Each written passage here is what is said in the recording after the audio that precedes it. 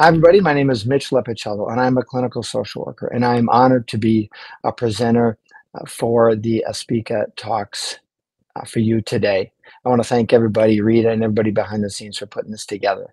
I hope to leave you with some good pieces about autism and neurodivergent resources and supports, and what led me to working with and helping and being a part of the neurodivergent world.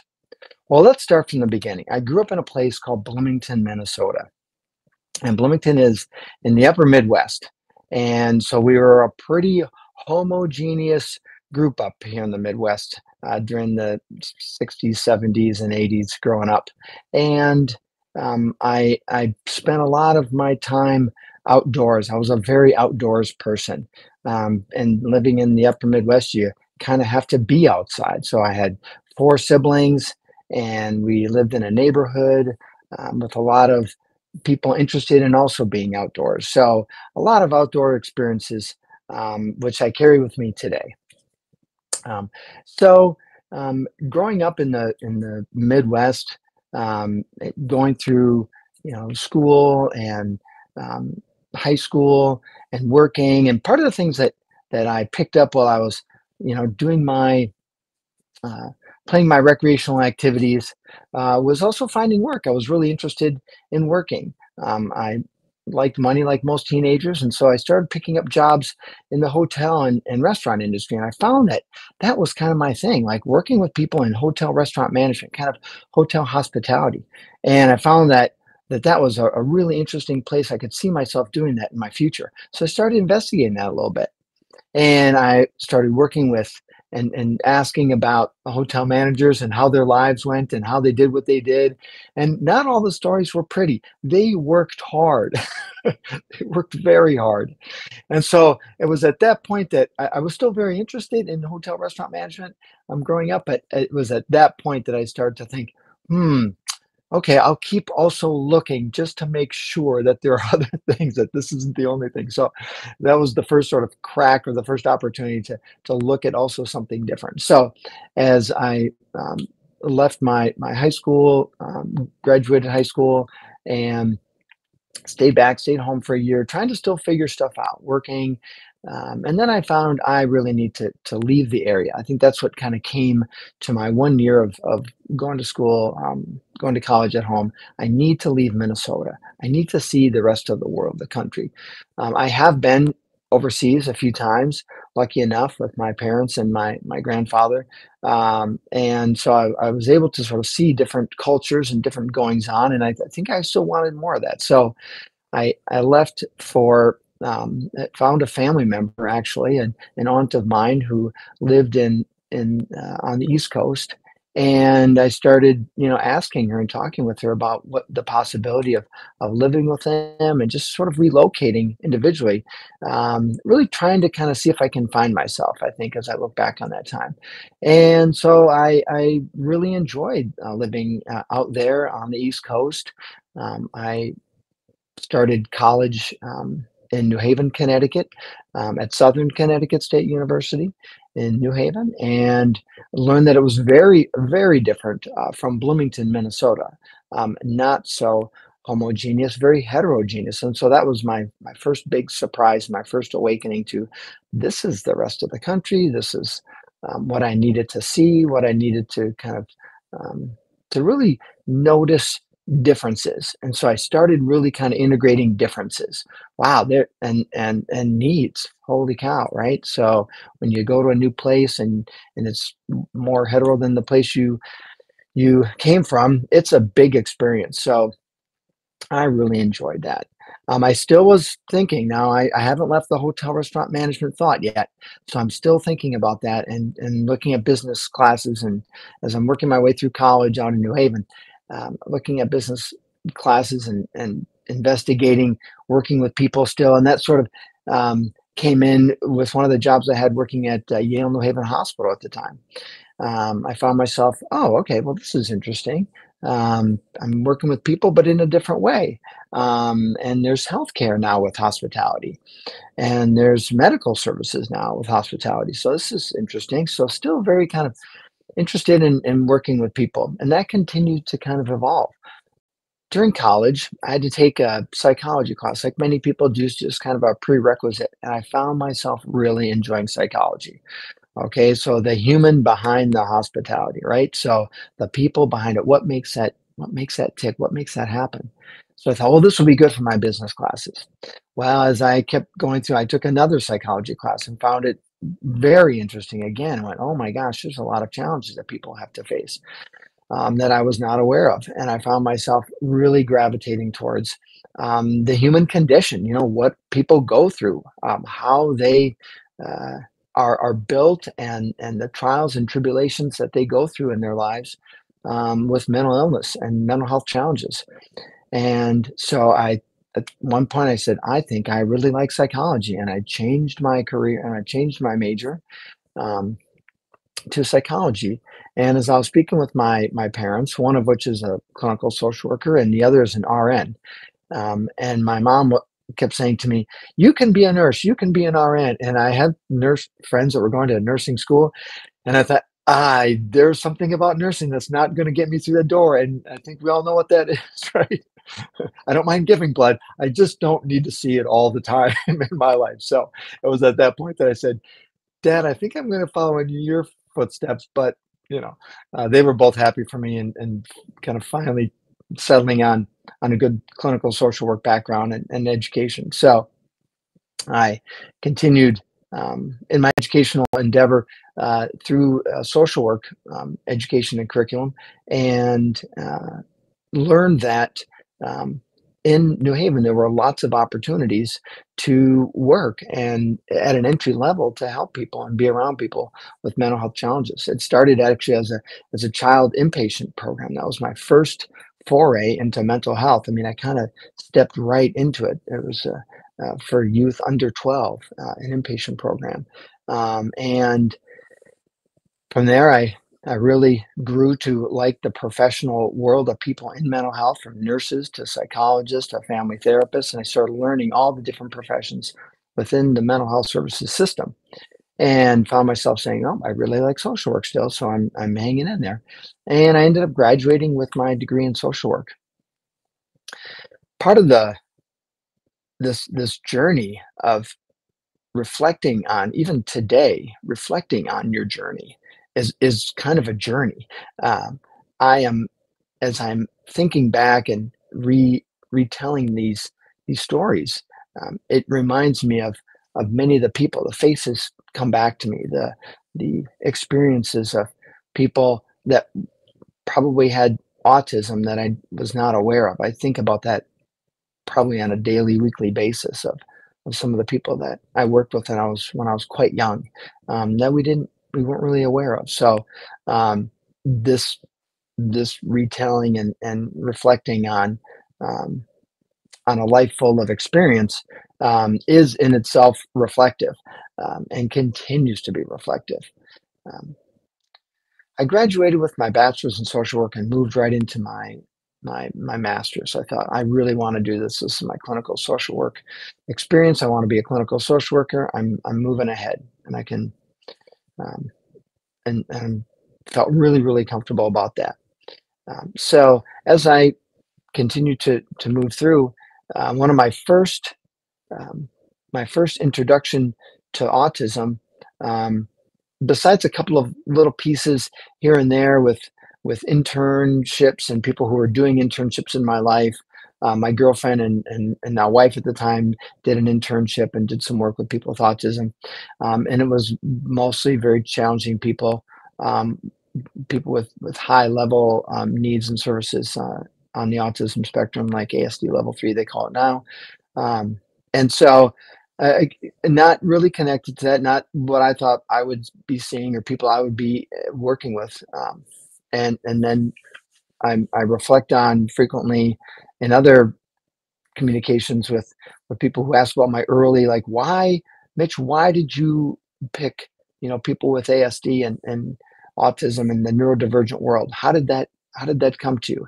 And the first foray into that was a clinical professor of mine asked our clinical class, was anyone going to be seeing people with autism? And we all kind of looked at each other and said, I don't think we're going to be seeing people with autism, and no disrespect to people with autism and neurodivergence, but at the time, the stereotype was just very severe levels, as it kind of is today.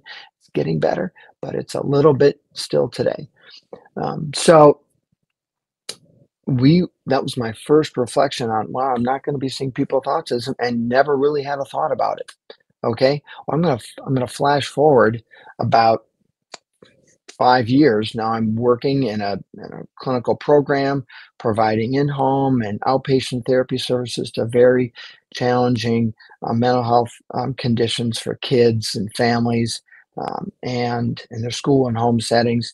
And I'm in a clinical consultation group. So picture just a couple of professionals, and we review challenging cases or situations in families that are difficult, where we need to process and make sure we're on the right track and helping them out the best way we can.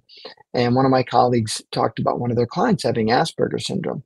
And again, I had this very same sort of reaction as I did back in my clinical course, back at in my college program. And we all looked around and said, well, what's Asperger's syndrome? And my colleague said, it's a kind of autism. And I said, I'm sorry, what? I had no idea what Asperger's syndrome was. My first time that I heard those words. And it was that moment, and as you can tell by my expression and the way I'm talking about today, it still has a big impact on how, on that moment. That moment has a big impact on me, currently, presently, and then every time I talk about it, it just was like, wow. My thought was, I cannot believe I don't know what Asperger's syndrome is.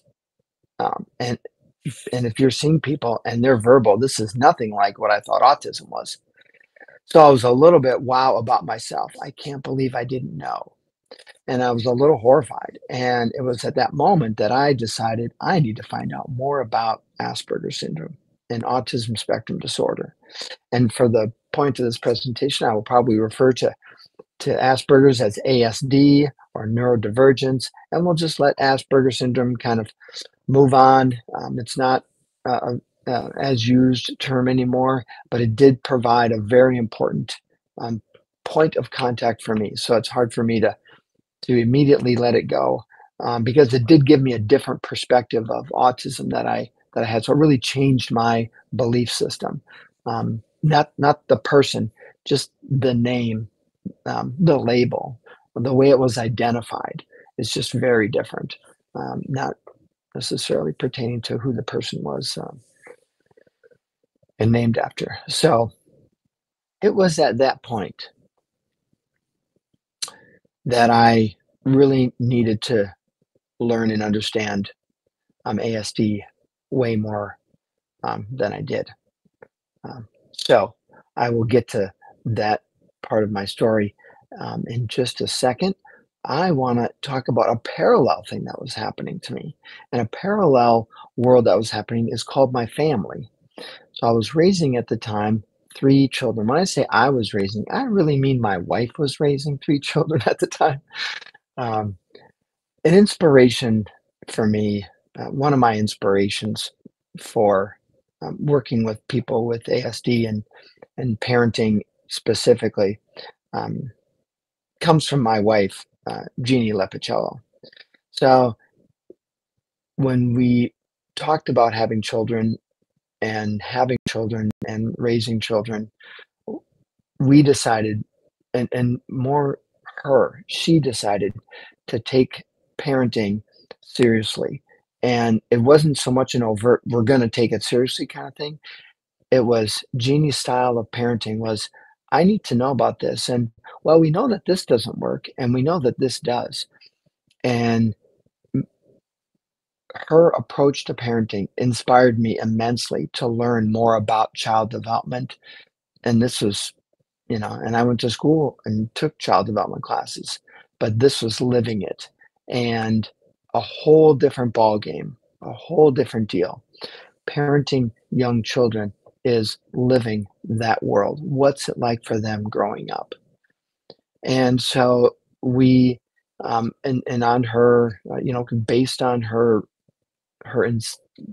kind of plan and strategy, we we take classes. We took classes called early childhood family education. In the state of Minnesota, we have a very unique opportunity to um, to have for everyone in the state of Minnesota to take a community education class in every public school district, and that is called um, early childhood family education.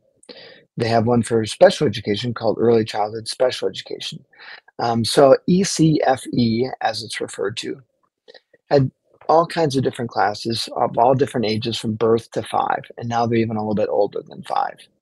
And in those classes, we were able to talk with other parents and relate to their situation, and relate to and have them relate to our situation and get really great support and advice and strategies. And it was all really nicely um, bordered and boundaried by professional parent educators who knew best practices. So we were basically learning best practices parenting strategies for throughout their early childhood development. And it was amazing and fantastic. And I recommend ECFE to everybody and anybody always. It doesn't matter about where your children is at developmentally even. It's a great time and space to be with other parents and to um, understand what they're going through and be understood by them, and a real connecting point for those really, really early challenging parts of your life. So early childhood family education. There may be in other states, but I'm not aware. I'm only aware it's in Minnesota.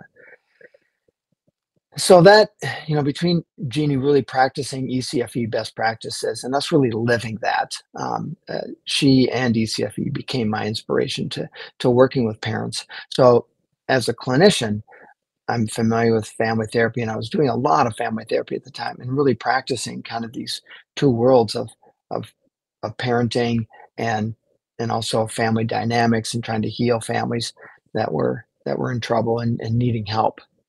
Um, and so, working with and really understanding best parenting practices helped me tremendously work with families and work with kids.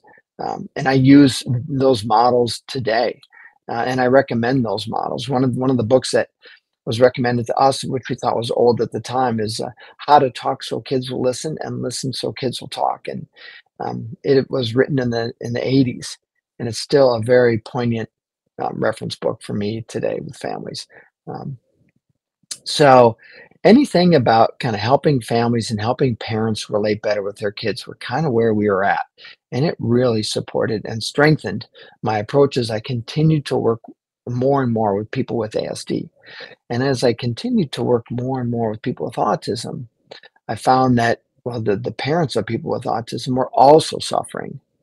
And so that led me to working with a lot more families with autism. So over the past, 10 to 15 years, I've kind of exclusively uh, stayed with and working with families who are looking for supports, who are needing these supports, who may have not been able to attend an ECFE class on parenting, or found that that was just for a neurotypical child and not for their child with ASD or other neurodivergent needs. So parenting and parenting support programs were what at the time um, I knew I really wanted to put together. Through ECFE and my clinical practice models, um, I was able to, and I'm really, really fortunate to help make and take parenting autism seriously, and make it priority for families. And I don't have to do a whole lot of emphasizing of that, because a lot of families who know me and have worked with me have really hopefully been able to see that all we have to do is pay a little more attention to what we do, how we say the things we say, how we respond and react, um, to make a difference for our kids with autism. It does not take a loud voice. It does not take a tall person. It does not take gray hair or no hair in this example, to say we have wisdom and we have experience. It takes connection. It takes a connection. And connection is what has brought families together with an understanding of, I don't know what autism is, son or daughter. I don't know your autism, and son and daughter to parent. I don't know how to talk about my autism. And through connection and through parent child connections and relationships, um, I have learned that uh, people can really heal through their autism. They're not healing autism, they're healing relationships, and they're recovering from years and years of misunderstanding, misdiagnosis, miscommunication, and kind of in the end, mistreatment. And the mistreatment isn't on anyone's fault or part. It is just the result of, we're not sure how to talk about autism. We're not sure how to talk about the differences in the way people think and feel and relate. And it and it used to be kind of a word that we'd only use to describe either a movie called Rain Man or some, a relative that was in a residential center for care. Um, so we're really, really wanting to get, and I want to help parents feel comfortable talking with kids about their autism. One of the things that I ask parents about is, what do you wonder about your child's autism? And the child or teenagers in the room, um, or I'll ask the child, what's really bugging you about your autism? And some kids will come into my office and say, I'm here to talk about my autism. I've been working on things for a few years, but this thing is really getting hard now.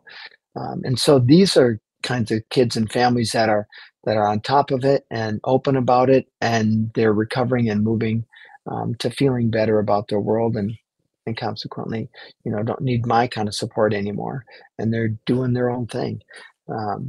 So that's the and really just feeling better about each other, and that's the hope that I want to provide families. Um, so understanding to action is something that I say a lot, and it really grew, and my program for parents really grew from understanding to action, understanding autism spectrum disorder and neurodivergent differences in thinking and processing and communication makes our actions, our interventions, our supports so much better. We have to understand before we can take an action. Okay. We have to understand how people hear our words. We have to understand how they see our facial expressions and respond to us, in order for our actions and supports to be effective. No more, please, no more throwing mud at the wall or anything at the wall and hoping it sticks. We can do better. We can do way better. I think I read a while ago the number of self-help books. So there's a whole genre of self-help books, as we all know, and in that are groups and categories. Parenting is the most sought after and the most published of self-help books. So we have so much information about parenting and now autism-related um, differences in the way people think and feel, that we can make some inroads and some differences. During my 30 plus years of working with people with autism, I have found that parents have been the miss component in helping them to understand their child and understand where their child is coming from is is what has led me to something I call the ASD parenting journey. And the ASD parenting journey are really stories about parents who have been on this journey, and everybody is on a different journey. And every child with that parent is on a different journey. And so the continued variety of challenges and successes and tribulations that parents on is never ending. And what is one consistent piece throughout all these years that I've worked with parents is the feeling like I'm alone. I don't understand how this works. I don't understand how to help my child with autism. I don't understand um, why other people can't help me. There's a lot of frustration for parents about other helpers, from teachers to therapists like myself to other medical professionals and providers.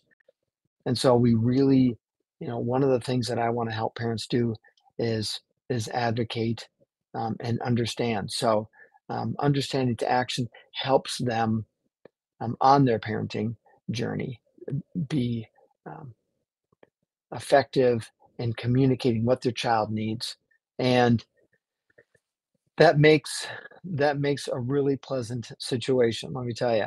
So I gotta tell you a quick story about a kid who came in a little while ago, and with his mom, and they hadn't really talked a lot about their autism, and he's a teenager, and we started talking about what it felt like to have autism. And he said, "No one's ever asked me that before. I don't know how to answer that." And I said, "That's okay. That is what we are going to talk about, because that's how you think. That's how you feel. As I don't know how to talk about how I think and how I feel." And we've been working on that and working on that. And the parent came in alone and said to me the other day, um, "It's amazing how spending a little bit of time, we have not been at this very long, but spending a little bit of time just focusing on what's it like to think like you? What's it like to feel like you? What's it like to be you, child?" And those questions to the child have prompted and evoked an array, and it just kind of builds and builds and builds and just gets a lot. Um, it gets a lot better. It's not a lot. It's just a little bit of attention on the right spot, and helping kids feel like they belong and feel like they fit in, and then consequently helping parents um, get reinforcement that some attention to how their child thinks and feels will help them in the end. That's my mission. That's my goal. And join me, be a part of this, and I look forward to talking with you more. Thank you.